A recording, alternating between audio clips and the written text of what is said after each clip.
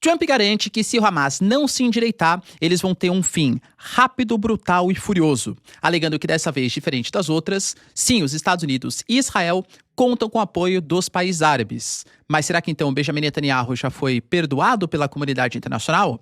Adianto que palavras de Mark Carney do Canadá não dão exatamente isso a entender.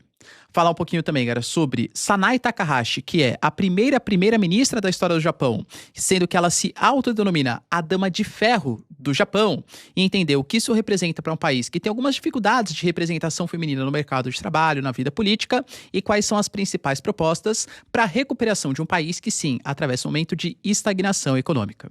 Falar um pouquinho também, galera, sobre a situação de Estados Unidos, que fecha um acordo de minerais críticos, terras raras, com a Austrália, que sim dispõe com os chineses, alegando ali uma disputa pelo mar da China Meridional, lembrando que a Austrália faz parte de uma aliança militar junto com os americanos. Enquanto isso, a reunião entre Sergei Lavrov e Marco Rubio foi cancelada, com os americanos alegando que os russos estão exigindo demais, e aparentemente até a reunião entre Putin e Trump também foi cancelada.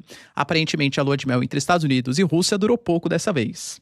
Falar, inclusive, dos europeus que preparam um plano de paz com a Ucrânia aceitando pela primeira vez ceder, talvez não de maneira definitiva, mas parte dos seus territórios. Será que isso aproxima, os países de algum tipo de paz?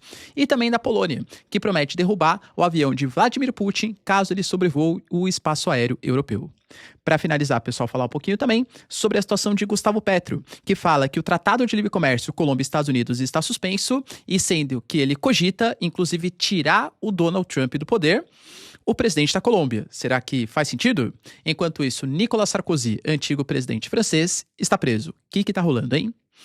Se vocês querem entender um pouco mais sobre esses assuntos, e muito mais também sobre geografia, geopolítica, atualidades, política, polêmicas, enfim, tudo para você se manter sempre bem atualizado, já se inscreve no canal, deixa seu like e compartilha esse vídeo, que o professor Ricardo conta muito com a sua ajuda. Belezinha? Pessoal, recado rapidinho da nossa parceiraça do canal. Para quem não sabe, eu tenho a minha empresa chamada Professor Ricardo Marcílio, que é responsável não só pelo canal, mas por vários outros serviços. Vocês sabiam que, apesar de chamar Professor Ricardo Marcílio, se eu não tivesse o registro no INPI, eu corria risco de perder o nome da minha empresa, tanto por alguém que poderia usar sem querer, ou até mesmo, claro, por má fé. Para fazer o registro é muito demorado, é burocrático, é difícil. Por isso, eu recomendo para vocês que a mesma empresa que fez o registro para mim, que é a Muvon, faça o serviço para vocês. O serviço ele tem um preço muito competitivo, deixa muito rápido, desburocratizado e você se preocupa com o que realmente interessa, que é gerar valor a partir dos seus negócios. Então, link na descrição e conta com o serviço da Muvon para garantir a segurança da sua empresa. Bom, galera, então bora lá pro vídeo, ó. Como eu trouxe para vocês na introdução, de fato, o Trump ele se pronunciou de maneira mais contundente contra o Hamas, lembrando que há um cessar-fogo estabelecido, só que o Hamas alega que quando Israel tirou as suas tropas, algumas milícias começaram a brigar pelo poder, o Hamas, para não perder o controle sobre o território e causar uma guerra civil, usou da força. Tivemos problemas também, principalmente ali no sul do território da faixa de Gaza, de regiões de veículos das IDF que foram atacados por palestinos, não sabe-se do Hamas, dissidência pela força política principal. E Israel também atacou posições no sul do território de Gaza, o que coloca em risco o fim do cessar-fogo. E lembrando que a fase 2, ela conta com o Hamas devolvendo os corpos dos reféns que foram sequestrados ali no dia 7 de outubro, só que o Hamas nem sabe onde estão a maioria deles. Então as devoluções estão sendo feitas progressivamente, o que também coloca algum tipo de desespero, de uma possibilidade do cessar-fogo não dar certo. O Trump ele se pronunciou sobre o assunto, alegando que, na verdade, ainda há esperança, mas que, claro, se o Hamas não se endireitar, o fim do Hamas vai ser furioso, rápido e brutal.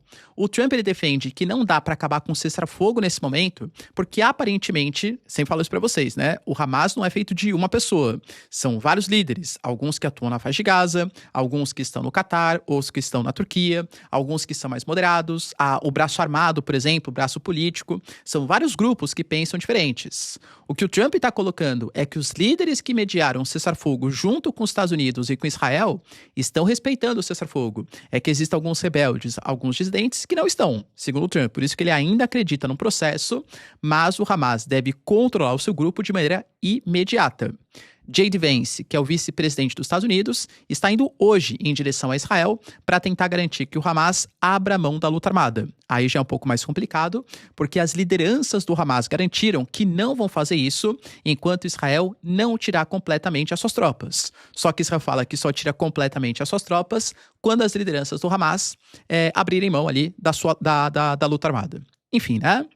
Dentro desse contexto, nós temos o Trump garantindo pela primeira vez que, dessa vez, vários dos nossos grandes aliados no Oriente Médio e em outras áreas ao redor me informaram, isso o Trump falando, de forma explícita e enfática, com grande entusiasmo, que acolheram com satisfação e a oportunidade a meu pedido de entrar em Gaza com uma força pesada e endireitar o Hamas se eles continuarem violando o acordo. Ele não falou ainda exatamente, né, quais são esses grupos, esses aliados, esses países, enfim. Mas citou o nome da Indonésia, que por coincidência não é nem um país árabe, nem um país do Oriente Médio, mas é o maior país islâmico do planeta. Alegando que o Prabowo, né, que é o atual chefe de governo do país, é uma figura de direita, é uma figura que é seu aliado e tal, e que também ajudaria nessa contenção. Ou seja, segundo as palavras do Trump, novamente, cara, não teve pronunciamento oficial do outro lado e nem maiores explicações de quem são esses países. Mas os países árabes, os países do Oriente Médio, o mundo islâmico, aparentemente está disposto a comprar a briga em favor dos Estados Unidos, em favor de Israel, fazer uma ocupação do território de Gaza, caso o Hamas não abra mão da luta armada. O Trump ele tem muita confiança que esse cessar-fogo, essas parcerias que ele vem estabelecendo, possa fazer com que mais países façam parte também dos acordos de Abraão que reconhecem a existência do Estado de Israel. Então acho que é uma notícia importante e referenda, de novo, né, que os países árabes não estão mais dispostos a abrigar, pelo menos parte deles, e querem reconhecer o Estado israelense e ter boas relações com Trump. Mas, por outro lado, nós tivemos uma palavrinha polêmica, vamos colocar assim, de Mark Carney, que é o primeiro-ministro do Canadá, alegando que a situação não está boa ainda para o Benjamin Netanyahu.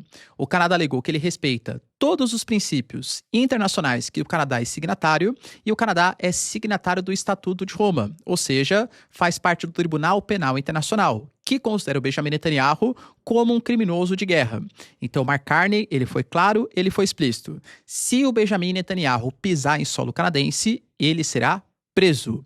Israel pediu para que o Canadá se retratasse e tal, mas agora convenhamos que não vai se retratar e mostra, né, como são coisas diferentes.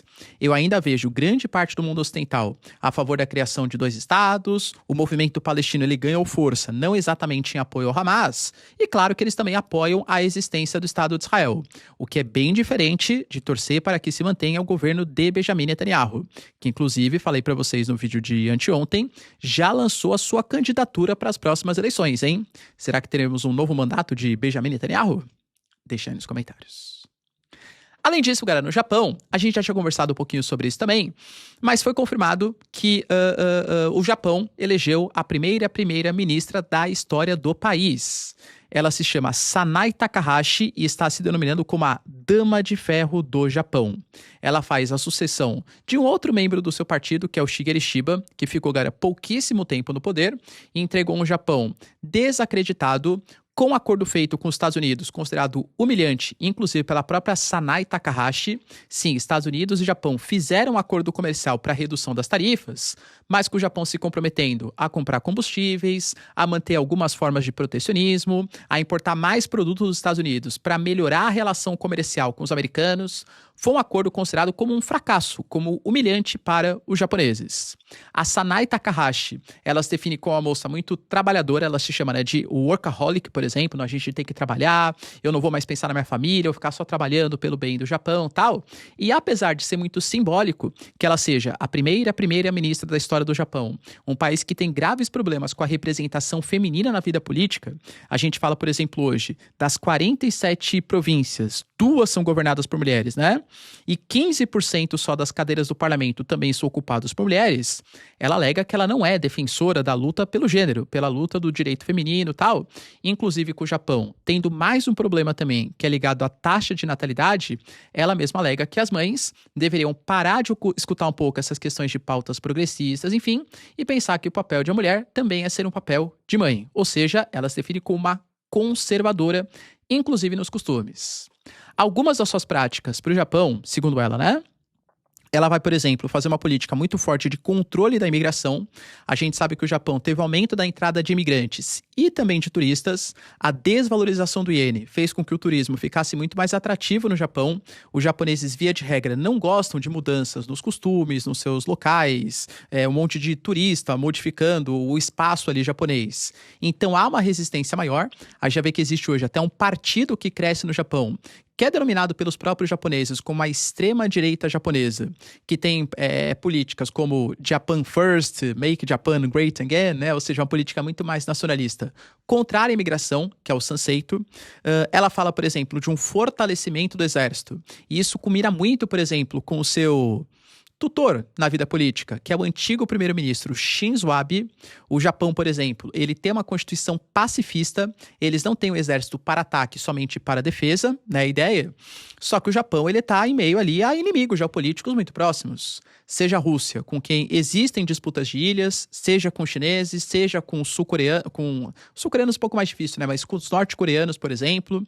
Então o Japão alega que é o momento de se rearmar e pensar na sua própria defesa. E a Sanae Takahashi vai lutar por isso. Ela prega um aumento dos gastos públicos como forma de recuperação fiscal.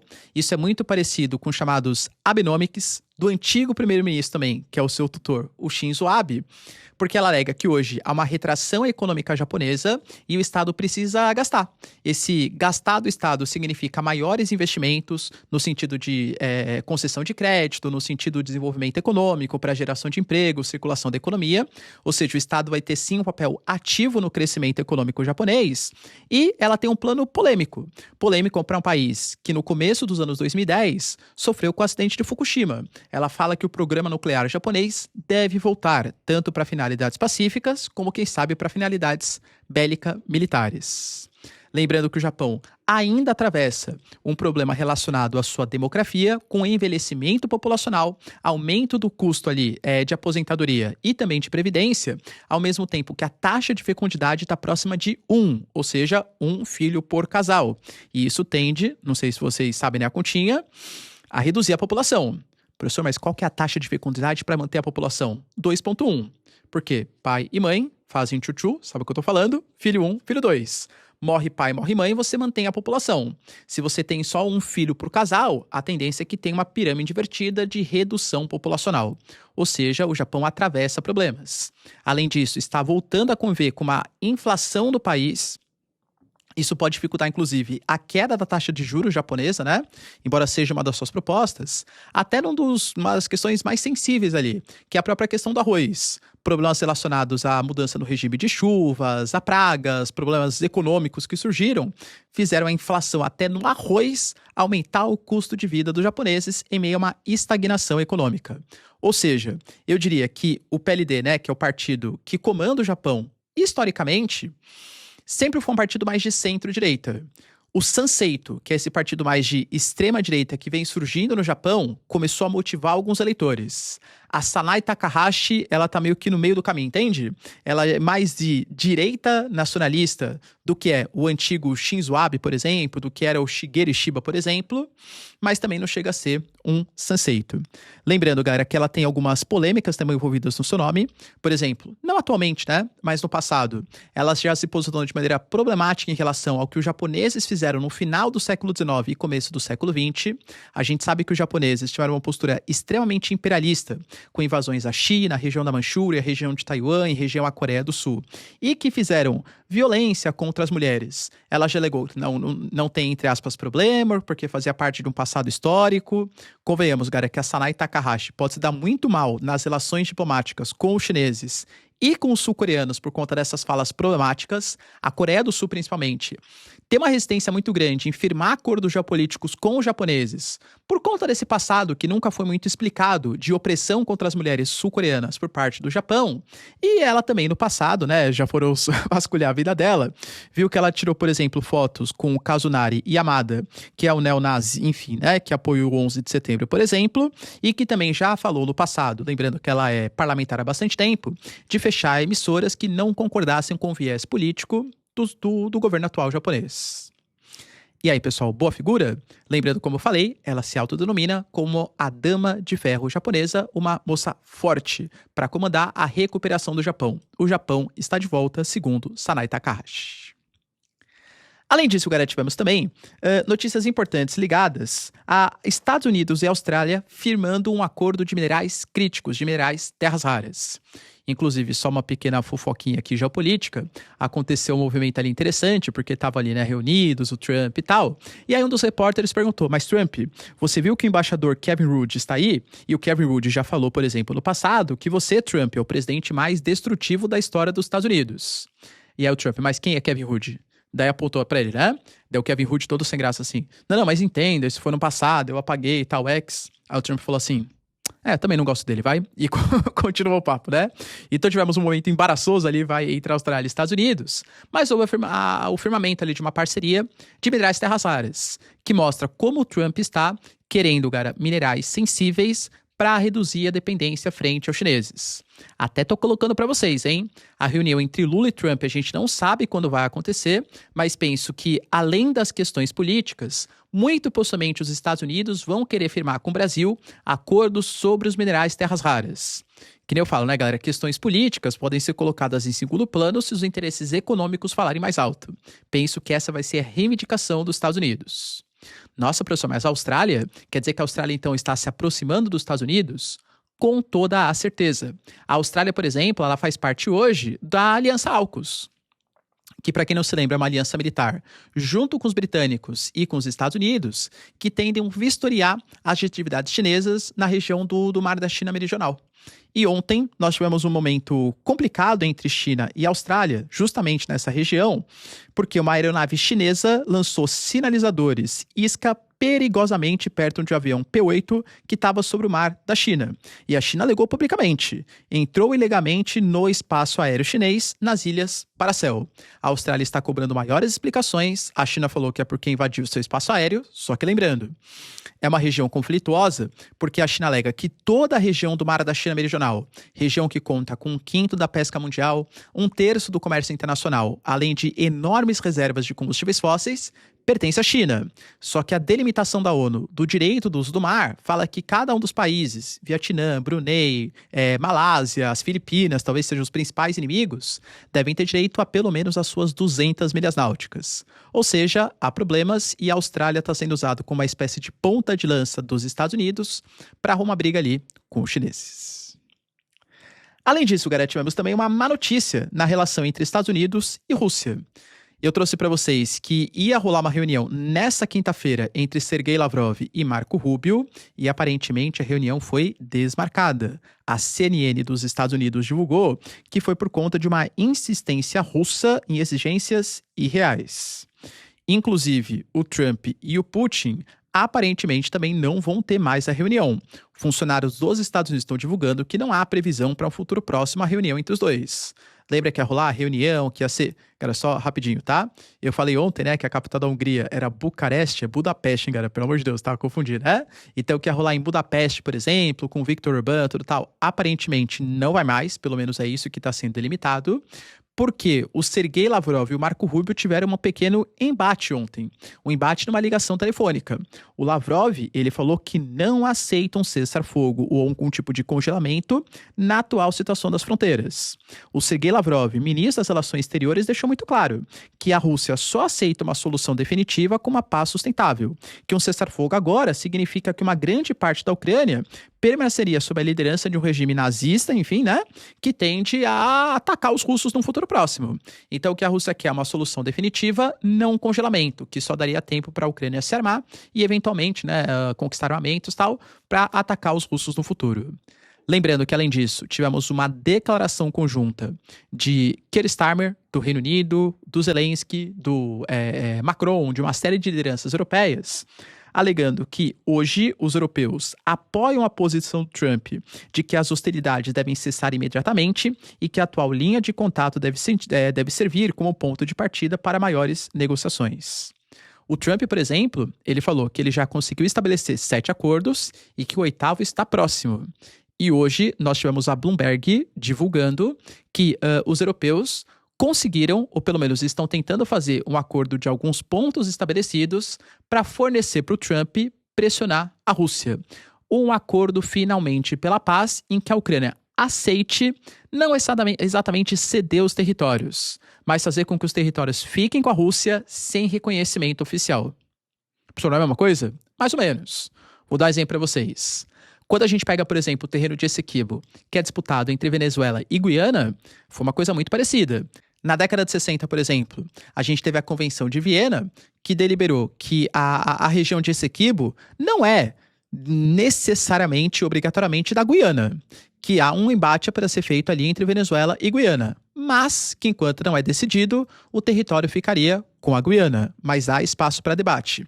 Muito possivelmente o que a Ucrânia quer é exatamente isso. Ou seja, a gente congela a linha de frente, não reconhece, mas aceita que os russos estão ocupando o território, mas delimitaremos algum tipo de discussão, negociações em um futuro próximo. Essa proposta, ela já está clara, que fala, por exemplo, do fim das sanções contra os russos, inclusive com os ativos russos sendo devolvidos para a Rússia, esses mesmos que estão congelados, gerando juros, tal, tudo seria devolvido para os russos. A ideia é congelar a linha de combate e garantir a segurança dos ucranianos e, além de tudo, o Trump atuaria como uma espécie de supervisor desse acordo de paz. A Europa daria bastante poder para os Estados Unidos, para que os Estados Unidos se empolgasse, né, em tentar fazer esse tipo de acordo. Haveria um congelamento da linha de batalha da frente, negociações em que a Ucrânia possivelmente aceitaria que os russos ocupassem algumas posições para delimitar, para decidir o que vai ser feito em um futuro próximo. Digamos, galera, que é um acordo que concede um pouco mais para os russos, vai? E que se a Rússia não aceitar, muito possivelmente mais uma vez teremos o Trump se mostrando totalmente contra o Putin novamente. Que eu falo, né? Depende do dia. O Trump está mais favorável a um país, está mais favorável a outro. Aparentemente, agora com essas informações, o Trump deve se voltar novamente em prol dos ucranianos. Mas ainda existe a possibilidade da cúpula na Hungria acontecer. E a gente sabe que existe um caminho complicado a ser seguido, porque o Putin não pode sobrevoar o espaço aéreo de vários países, porque ele é condenado pelo Tribunal Penal Internacional. A Bulgária, por exemplo, já falou que concede o seu espaço aéreo, a Turquia também concede sem maiores problemas, mas quando você vai pela Bulgária, precisaria necessariamente passar por outro país para ter acesso à Hungria. A Polônia já deixou claro. Se o avião do Putin passar pelo espaço aéreo da Rússia, a gente vai interceptar esse avião, fazer ele descer e mandar ele para o tribunal de Haia. Prenderemos o Putin. A gente intercepta o avião e prende o Putin. O Lavrov falou que isso é uma colaboração com o terror que a Polônia faz, mas só mostra uma indisposição que os poloneses têm com os russos. E aí, galera, será que a viagem vai rolar? Outro ponto importante, hein? Tiveram informações em canais oficiais da Rússia, no Telegram e tal, que haveria a possibilidade do MI6, que é o serviço de inteligência dos britânicos, estar planejando uma ação ofensiva contra o Putin na Hungria. O serviço de inteligência russo falou: professor, isso é verdade? Não sei, pode ser um argumento para o Putin não fazer a visita, ou realmente pode ser que fosse acontecer algum tipo de ataque contra o Putin. Fato é, galera, que o Putin seria bastante visado, o seu voo também, para chegar no continente europeu, cercado por membros da OTAN. Além disso, galera, tivemos também Gustavo Petro se pronunciando em entrevistas polêmicas, inclusive, sobre o fato do conflito, né, entre Estados Unidos e Colômbia. A gente sabe que os Estados Unidos, os americanos, eles afundaram uma embarcação no litoral da Colômbia. A Colômbia alega que era somente barco de pescadores e exigiu respostas do Trump. E o Trump deu uma resposta, colocando que o Gustavo Petro colabora com o narcotráfico, é um líder do narcotráfico e que os acordos entre Estados Unidos e Colômbia estão cancelados. E o Gustavo Petro respondeu, alegando que o Trump é um ignorante, que não sabe a diferença de um presidente que quer promover a paz e um presidente que é um ator do narcotráfico. Vai lembrar que o embate entre os dois não é recente, a Colômbia vem se aproximando cada vez mais dos chineses, e o próprio Gustavo Petro esteve ali na Assembleia da ONU, falando para os militares americanos ignorarem as ordens do Trump, que era para eles se mobilizarem contra o exército americano, né, para eles se desmobilizarem para não fazer uma agressão contra a Venezuela. Ou seja, a relação péssima entre Trump e Gustavo Petro. E aí Gustavo Petro falou que realmente o Tratado de Livre Comércio, que exigia algumas preferências alfandegárias, está suspenso com o Trump. Inclusive, ele exigiu o retorno do embaixador da Colômbia para os Estados Unidos e deu uma entrevista polêmica, alegando que apesar de não gostar do Trump, ele confia na ciência e nas instituições americanas, para perceber que a Colômbia não é o inimigo e que o governo colombiano está colaborando no combate ao narcotráfico, inclusive com acordos com as Farc, tentando fazer acordo com a KLN e outros grupos ali criminosos, né, ou que já foram criminosos, enfim, no território colombiano. Além disso, ele colocou que a missão da Colômbia não é mudar o Trump, mas sim buscar negociar para milhões de colombianos que dependem dos empregos gerados pelos investimentos americanos. E que essa negociação pode acontecer com o próprio Trump ou nós, colombianos, podemos tirar o Trump. Ousado, hein, galera, tá? O Gustavo Petro pretende tirar o Trump do poder? E como que ele pretende fazer isso, hein? Com a Colômbia aderindo sanções econômicas, pressões políticas. Claro que acho que é muito mais retórica, né? Não vejo em algum mundo a possibilidade do Gustavo Petro tirar o Trump da presidência. Ou você vê alguma possibilidade? E assim, galera, óbvio que está sendo utilizado por políticos americanos para alegar que a Colômbia está ferindo a soberania, está ameaçando o Trump e tal. Cara, convenhamos, né? Nem tem a mínima possibilidade, mesmo que o Gustavo Petro quisesse, dele fazer algum tipo de ferimento à soberania americana. E, aliás, políticos americanos reclamarem que o Gustavo Petro está criticando postura e ameaçando o presidente de outros países, sendo o Trump o presidente ameaçado, convenhamos que eu acho um pouco hipócrita, né, da parte de lideranças que apoiam o Trump.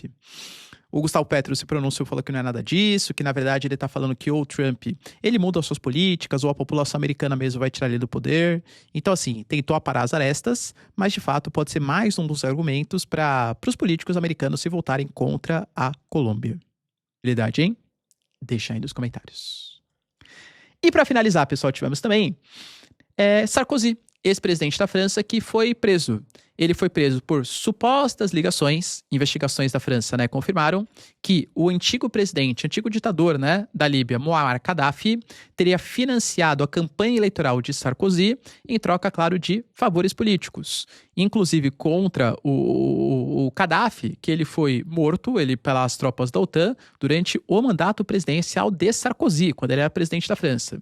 Mas por essa suposta ligação, pelos investimentos, ou seja, por ter desacreditado a democracia francesa, já que investimentos de um país do norte da África definiram os rumos políticos da vida política francesa, Nicolas Sarkozy está preso. E aí, galera, será que isso muda a vida política francesa? Deixa aí nos comentários, quero saber a sua opinião. No mais, se vocês curtiram o vídeo, tamo junto, beijos, abraços e tchau, tchau.